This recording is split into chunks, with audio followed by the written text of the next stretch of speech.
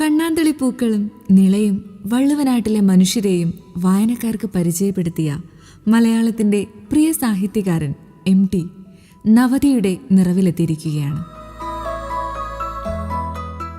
MTയുടെ സാഹിത്യലോകത്തെക്കുറിച്ച് radio CUവിൽ സംസാരിക്കുന്നു എഴുത്തുകാരൻ ശ്രീധരൻ ചെറുവണ്ണൂർ. MTയുടെ സാഹിത്യലോകം നാലുകെട്ടും നവോത്ഥാന ചിന്തയും. മലയാള ഭാഷയ്ക്കും സിനിമാ ലോകത്തിനും അതുല്യ സംഭാവനകൾ കൊണ്ട് ബഹുമുഖ പ്രതിഭയായ MT എന്ന രണ്ടക്ഷരം സാഹിത്യലോകത്തെ പൊൻതൂവലായി തിളങ്ങി നവതിയിൽ എത്തി നിൽക്കുന്നത് ഏറെ ആദരവോടെ നാം നോക്കിക്കാണുകയാണ്.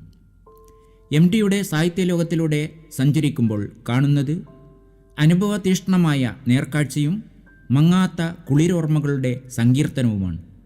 അതിലൊക്കെ സങ്കട കയ്യൊപ്പുകൾ പതിച്ച മനസ്സുണ്ട്.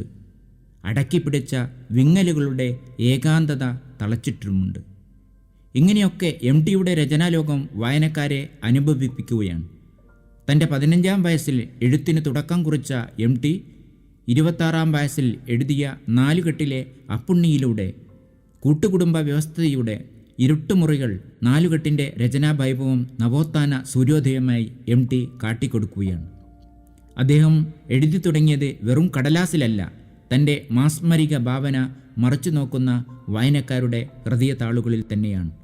അതിനാൽ പ്രിയ വായനക്കാർ ആ കഥാപാത്രങ്ങളെ പുതുതലമുറകളിലേക്ക് പേരുമാറ്റി പാർപ്പിക്കുകയാണ്.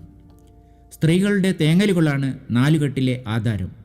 കൂട്ടുകുടുംബ അടിമ ജീവിതത്തെ കഴുകിത്തുടച്ച് അണുകുടുംബ നവോത്ഥാന പാത വെട്ടിത്തുറക്കാൻ വെമ്പൽ കൊള്ളുകയാണ് ഇതിലെ അപ്പുണ്ണി എന്ന പ്രധാന കഥാപാത്രം.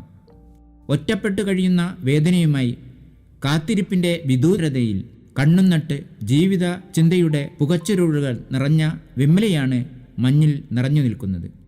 അകന്നകന്നു പോകുന്ന സുധീർ കുമാർ മിശ്രയിലെ മഞ്ഞുപാളികൾ തന്നിലേക്കെത്തിക്കാൻ കാത്തുകാത്തിരിക്കുകയാണ് വിമല. മറ്റെല്ലാം അവർണമെന്നും തലമുറകളായി അടിച്ചമർത്തപ്പെട്ടവരെ സമൂഹ മുൻനിരയിലെത്തിക്കാനുള്ള കഠിന പരിശ്രമത്തിലൂടെയുള്ള എഴുത്തിൻ്റെ തേരോട്ടം, അതിനായി അസാധാരണ കഥാപാത്രങ്ങളെ വായനക്കാരിലേക്കെത്തിക്കുന്ന സൂക്ഷ്മ നിരീക്ഷണ പാടവം, സങ്കടക്കയത്തിൽ മുങ്ങിയ സ്ത്രീത്വത്തിന് കൈത്താങ്ങാവുന്ന കുളിർമയാർന്ന രചന, അതാണ് രണ്ടാം ഊഴത്തിലെ ഭീമനിലൂടെ MT എന്ന പ്രതിഭയുടെ കയ്യൊതുക്കം മലയാളത്തിന് തരുന്ന അസാധാരണ ശില്പം. എനിക്ക് ഭ്രാന്താണ്, എന്നെ ചങ്ങലക്കിടൂ എന്ന് പറഞ്ഞ് തുരുമ്പിച്ച പഴഞ്ചൻ ചിന്തയുടെ തൂണിൽ കെട്ടി ചികിത്സ കിട്ടാതെ കഴിയുന്ന ഇരുട്ടിൻ്റെ ആത്മാവിലെ വേലായുധൻ്റെ ജീവിത ജന്മം. കാലമെന്ന കടവ് കടക്കാൻ അക്കരയേക്ക് തുഴയുന്ന ഒരു ജീവിത ചിത്രവും ചരിത്രവുമാണ് കാലത്തിലെ സേതുവിൻ്റേത്. അസ്തിത്വ ദുഃഖവും നിസ്സഹായതയും പഴമയുടെ വേരുകളിൽ ഒട്ടിപ്പിടിച്ചവൻ്റെ വേദന നിറഞ്ഞൊരു കഥാപാത്രമാണ് സേതു. ഇതിൽ ഗ്രാമനിഷേധവും നഗരത്തിൻ്റെ കുടിയേറ്റവും കാണാം. അസുരവത്തിലെ ഗോവിന്ദൻകുട്ടി, പള്ളിവാളും കാൽച്ചിലമ്പും എന്ന ചെറുകഥ, വിശപ്പും ദാരിദ്ര്യവും ദൈവത്തിനു പോലും മാറ്റാൻ കഴിയാതെ പെയ്തൊഴിയാത്ത നൊമ്പരമായി മാറുന്ന വെളിച്ചപ്പാട്, ഒടുവിൽ വിഗ്രഹത്തിനു മുന്നിൽ കാർക്കിച്ചു തുപ്പി മരണം വരിക്കുന്ന വെളിച്ചപ്പാടിൻ്റെ ജീവിതം വരച്ചിടുന്ന നിർമാല്യം സിനിമ, യാത്രയുടെ ഇടത്താവളമായ വാരാണസി എന്ന ക്ലാസിക് നോവൽ, ഓപ്പോൾ, കുട്ടിയെടുത്തി, കർക്കടകം എന്നിങ്ങനെ നീളുന്ന കഥകളുടെ പടവുകൾ. ജീവിത സാഹചര്യങ്ങൾ മെച്ചപ്പെടുമ്പോൾ കാമുകിയെ തള്ളിപ്പറയുന്ന നായകനാണ് ആൾക്കൂട്ടത്തിൽ തനിയെ എന്ന MT ചലച്ചിത്രത്തിലെ നായകൻ. എൻ്റെ പ്രിയ ചങ്ങാതി, നീ എനിക്ക് നഷ്ടപ്പെട്ടു പോയല്ലോ. അനിൽ എന്ന കഥാപാത്രമായ മോഹൻലാൽ പറയുന്ന ഒറ്റ ഡയലോഗ് എന്നും യുവത്വത്തെ പിടിച്ചു കുലുക്കുന്നതാണ്. MTയുടെ ആധുനിക സൃഷ്ടിയായ കഥ ഷെർലേക്ക് പ്രവാസ ലോകത്തെപ്പറ്റിയാണ്. അമേരിക്കയിൽ തൊഴിൽ തേടിപ്പോകുന്ന ബാലഗോപാൽ എന്ന ബാലുവിൻ്റെ സാമൂഹ്യ പരിണാമ ബിന്ദുവിനെ 90കളിലേക്ക് എത്തിക്കുകയാണ്. ഇങ്ങനെ MT രചനകളിലൂടെ പുതുതലമുറ യാത്ര ചെയ്യുമ്പോൾ അതിലെ കഥാപാത്രങ്ങൾ ജീവിക്കുന്നത് യുവത്വം ആ കഥാപാത്രങ്ങളെ കാലികമായി പേരുമാറ്റി ചേർത്ത് പിടിക്കുമ്പോഴാണ്. വർത്തമാനകാലത്തും MTയുടെ കഥാപാത്രങ്ങൾ ഇപ്പോഴും ഉന്നതങ്ങളിൽ ജീവിക്കുകയാണ്. MT ഒരിക്കൽ പറഞ്ഞു, അറിയാത്ത അർത്ഥങ്ങളെ ഗർഭത്തിൽ വഹിക്കുന്ന മഹാസമുദ്രത്തേക്കാൾ എല്ലാം അറിയുന്ന നിളയെയാണ് എനിക്കിഷ്ടം. ആ നിളയുടെ മടിയിലിരുന്ന് അദ്ദേഹം കൈരളിയുടെ ഹൃദയത്തിൽ വരച്ച നക്ഷത്ര കണ്ണുകളുടെ പൊൻതിളക്കത്തെ ലോകം ഉറ്റുനോക്കുകയാണ്. ജന്മം കൊണ്ട് പ്രസിദ്ധമായ കൂടല്ലൂരിൽ മാടത്ത് തെക്കേപ്പാട്ട് തറവാട്ടിൽ 1933 MTയുടെ ജനനം. പാലക്കാട് വിക്ടോറിയ കോളേജിലെ ഉപരിപഠന വിദ്യാഭ്യാസത്തിനു ശേഷം കുറച്ചുകാലം പാലക്കാട് MD ട്യൂട്ടോറിയയിലും തുടർന്ന് മാതൃഭൂമിയിലും ജോലിയിൽ പ്രവേശിച്ചു. അതിനിടെ 1954 ന്യൂയോർക്ക് ഹെറാൾഡ് ട്രിബ്യൂണുമായി ചേർന്ന് മാതൃഭൂമി നടത്തിയ ലോക കഥാമത്സരത്തിൽ അദ്ദേഹത്തിൻ്റെ വളർത്തുമൃഗങ്ങൾ എന്ന കഥ 1ാം സ്ഥാനം നേടി. ഇത് MTയുടെ എഴുത്തു ജീവിതത്തിൻ്റെ നാഴികക്കല്ലായി മാറുകയാണ്. 1958 പ്രസിദ്ധീകരിച്ച നാലുകെട്ട് എന്ന നോവലാണ് MTയുടെ പുസ്തകരൂപത്തിലായ ആദ്യ കൃതി. ആദ്യ നോവലിന് കേരള സാഹിത്യ അക്കാദമി അവാർഡ് ലഭിച്ചു. ഗോപുരനടയിൽ, സ്വർഗം തുറക്കുന്ന സമയം എന്നീ കൃതികൾക്കും അക്കാദമി അവാർഡുകൾ ലഭിച്ചു. 1970 കാലത്തിന് കേന്ദ്ര സാഹിത്യ അക്കാദമി അവാർഡും 85 രണ്ടാം ഊഴത്തിന് വയലാർ അവാർഡും വാനപ്രസ്ഥത്തിന് ഓടക്കുഴൽ അവാർഡും MTയെ തേടിയെത്തി. 1961 മുറപ്പെണ്ണ് എന്ന കഥയ്ക്ക് തിരക്കഥ എഴുതി സിനിമാ ലോകത്തേക്ക് പ്രവേശിച്ച MT പള്ളിവാളും കാൽച്ചിലമ്പും കഥയിലെ വിശപ്പിൻ്റെയും ദാരിദ്ര്യത്തിൻ്റെയും വിങ്ങുന്ന നിർമ്മാല്യം സിനിമയാക്കി സംവിധാനം ചെയ്തു. അതിന് രാഷ്ട്രപതിയുടെ പൊൻപതക്കം കൂടി ലഭിച്ചപ്പോൾ മലയാളത്തിന് ഏറെ അഭിമാനിക്കാൻ കഴിയും. തിരക്കഥകളിലൂടെ 4 ദേശീയ പുരസ്കാരങ്ങളും ഇതിനകം അദ്ദേഹത്തെ തേടിയെത്തി.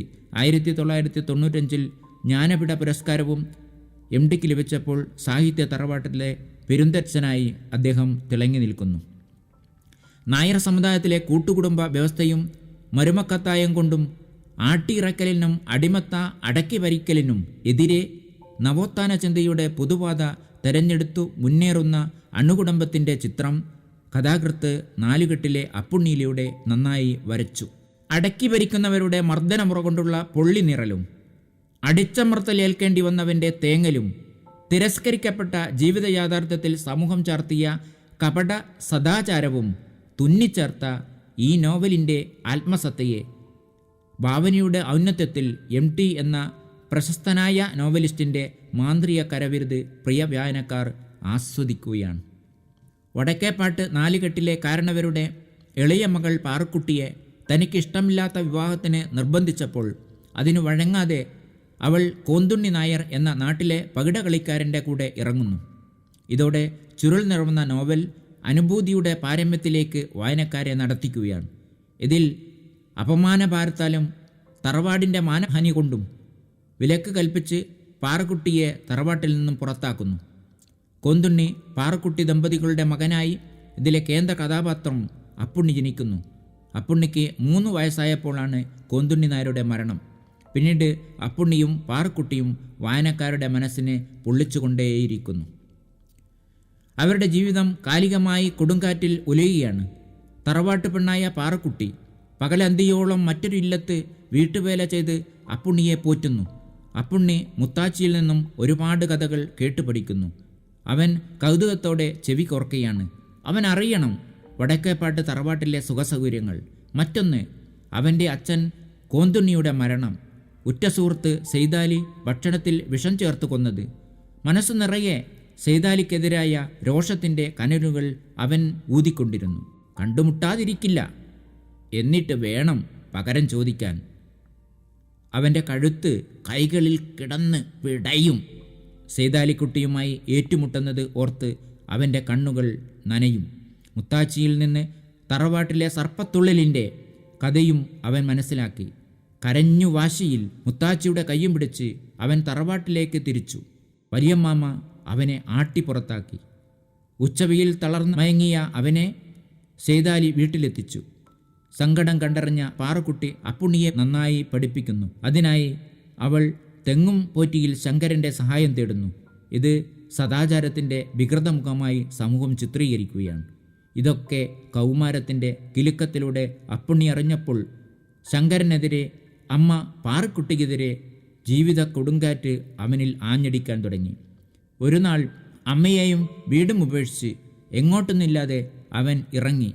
അപ്രതീക്ഷിതമായി അവൻ്റെ അടുത്തെത്തിയ സെയ്താലി അവൻ്റെ തറവാട്ടവകാശത്തെ പറ്റി പറഞ്ഞു മനസ്സിലാക്കി. അപ്പുണ്ണിയെ സെയ്താലി തറവാട്ടിൻ്റെ മുന്നിലേക്ക് എത്തിക്കുന്നു. അവിടെ ഒറ്റപ്പെടലിൻ്റെ കനൽത്തട്ടിൽ, അവഗണനയുടെ ചീന്തിലവക്കിൽ, വിവേചനത്തിൻ്റെ കീറത്തുണികൾ നിറഞ്ഞ നരകത്തിൽ അവൻ്റെ ജീവിതം 3 വർഷം തളച്ചിടുന്നു. അപ്പുണ്ണിയുടെ സ്വപ്നം പതിയെ ചിറകുടർത്തി. വലിയമ്മാവൻ്റെ മകൾ അമ്മിണി അവൻ്റെ ഉറ്റ കൂട്ടുകാരിയാകുന്നു. നിറവിളക്കിൻ്റെ ശോഭ പോലെയുള്ള അവളെ നോവലിസ്റ്റ് വായനക്കാരുടെ മനസ്സിലേക്ക് അടുപ്പിക്കുന്നു. ഇതിനിടെ വലിയ മാവനെയും മറ്റുള്ളവരുമായുള്ള വഴക്കും കുശമ്പും തറവാട് ഭാഗം വെക്കേണ്ടതിലേക്ക് എത്തിക്കുന്നു. ഒരു പിടി കുളിരോർമ്മകൾ മാത്രം ബാക്കി വെച്ച അമ്മിണി ഒരു നാൾ വലിയമ്മാവൻ്റെ കയ്യും പിടിച്ചിറങ്ങുന്നു. പരീക്ഷാ ഫീസ് അടയ്ക്കാൻ കഴിയാത്ത അപ്പുണ്ണിക്ക് കൂട്ടുകാരനായ മുഹമ്മദിൻ്റെ വശം പാറുക്കുട്ടി പൈസ കൊടുത്തയക്കുന്നു. ഇവിടെ അമ്മ മനസ്സിൻ്റെ അലിവും പ്രതീക്ഷയും ഒരിക്കലും മാഞ്ഞുപോകാതെ കഥാകൃത്ത് അടയാളപ്പെടുത്തുന്നു.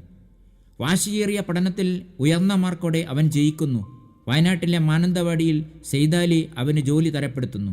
താൻ ചെയ്ത കയ്യബദ്ധത്തിൽ സെയ്താലി പശ്ചാത്തപിക്കുമ്പോഴും ഒടുവിൽ ഒന്നുമില്ലാത്ത സെയ്താലിയെയും കുടുംബത്തെയും അപ്പുണ്ണി നെഞ്ചോട് ചേർക്കുകയാണ്. ഒരു നാൾ അവൻ സെയ്താലിയുടെ കുടുംബത്തെ കാണാൻ ചെല്ലുന്നു. അപ്പോൾ സെയ്താലി അവനോട് പറയുകയാണ്, ആ തള്ളയങ്ങൾ മറക്കരുത്, അത് നിങ്ങളല്ലാണ്ട് ആരാ? അപ്പോൾ അമ്മയെ ചേർത്ത് പിടിക്കാനും തറവാട് വീണ്ടെടുക്കാനുമുള്ള വാശി അവൻ്റെ നെറ്റിയിൽ കുമിളകളായി പൊടിഞ്ഞു. വിവരവും പക്വതയും സൗഹൃദത്തിൻ്റെ ഉടമയുമായ അപ്പുണ്ണിയെ കഥാകൃത്ത് വേർതിരിച്ച് കാട്ടുകയാണിവിടെ. വയനാട്ടിൽ നിന്നുള്ള അവൻ്റെ മടക്കയാത്രയിൽ ഇടിഞ്ഞു പൊളിഞ്ഞ 4 കെട്ടു കാത്തുവെച്ച വലിയമ്മാവനെ കാലം അവന് കാണിച്ചു കൊടുത്തു. എല്ലാം മറന്ന് നിസ്സഹായനായി കൈകൂപ്പി നിൽക്കുന്ന വലിയമ്മാവനോട് അവൻ 4 കെട്ടിന് വില പറഞ്ഞുറപ്പിച്ചു. അതോടെ അമ്മയെ വിട്ടകന്നതും തെറ്റിദ്ധരിച്ചതും അവനിൽ വിറങ്ങലിച്ചു. പഴയ മുലപ്പാലിൻ്റെ രുചിയും മണവും അവനെ അമ്മയിലേക്കടുത്തിച്ചു. ആ സുഹൃതായുസിൻ്റെ കാലം മുന്നിൽ കണ്ട അവൻ അമ്മയുടെ കയ്യും പിടിച്ച് തൻ്റെ പഴയ 4 കെട്ടിനകത്തേക്ക് കടന്നുകയറി. വൈഷമ്യത്തോടെ അകത്തു കയറിയ ആ സ്ത്രീ പറഞ്ഞു, എന്തൊരിരുട്ട ഇതിനകത്ത് അപ്പുണ്ണിയെ, പകലും ഇതിനകത്ത് ഇരുട്ടാ? കാരണവരുടെ പ്രേതം ഉണ്ടാവും പകലും. അമ്മ പേടിക്കണ്ട, ഈ 4 കെട്ട് പൊളിക്കാൻ ഏർപ്പാട് ചെയ്യണം. പകരം വെളിച്ചം കിടക്കുന്ന ചെറിയ വീട് മതി. ഇതുകേട്ട് പ്രായം ചെന്ന ആ മനുഷ്യൻ സംഭ്രമത്തോടെ മുഖം കുനിച്ചു നിന്നു. ഇവിടെ അധികാരം ഒരാളാൽ അടക്കി ഭരിച്ച ചരിത്ര സത്യം അപ്പുണ്ണിയുടെ ശബ്ദത്താൽ തച്ചുടയ്ക്കുന്ന ചിത്രം അവൻ്റെ 4 കെട്ടിലേക്കുള്ള മടക്കം അണുകുടുംബത്തിൻ്റെ നവോത്ഥാന മാറ്റൊലി ശബ്ദമായി പരിണമിക്കുകയാണ്. ഇത് തൻ്റെ മാജിക്കൽ കരവിരുതിലൂടെ MT നന്നായി വരച്ചു വെച്ചു. മലയാള ഭാഷയുടെ കൈരളിയുടെ അഭിമാനമായി ഉയർത്തിക്കാട്ടുമ്പോൾ നവതി കടക്കുന്ന MTയുടെ അക്ഷരഗോപുരങ്ങൾ കണ്ട് നാം ആഹ്ലാദിക്കുകയാണ്. വാക്കുകൾ ഈണം മൂളുകയാണ്, വാക്യങ്ങൾ സംഗീതം പൊഴിക്കുകയാണ്. അദ്ദേഹത്തിൻ്റെ അടുത്ത സൃഷ്ടികൾ 100 ആണ്ടു കടക്കുന്ന പൊൻതൂവലായി പറന്ന് പ്രപഞ്ചം നിറയട്ടെ.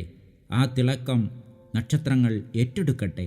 ലോകം മുഴുവൻ മനം കുളിർക്കെ വായിച്ചു തീർക്കാൻ MT എന്ന 2 അക്ഷരം സാഹിത്യലോകത്തെ ഇതിഹാസത്തിൻ്റെ ഇതിഹാസമായി തീരാൻ മലയാളം കാതോർക്കുകയാണ്.